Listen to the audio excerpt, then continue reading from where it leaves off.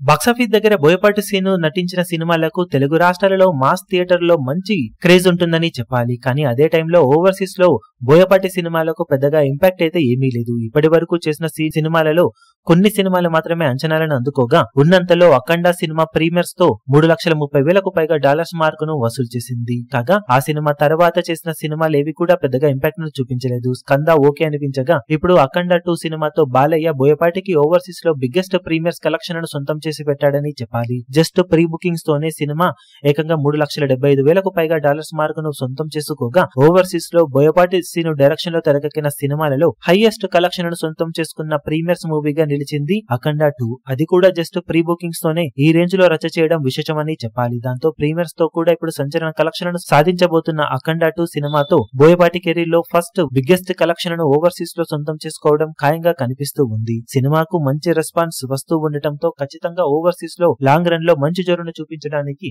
అవకాశం ఎంతైనా ఉంటుందని చెప్పవచ్చు.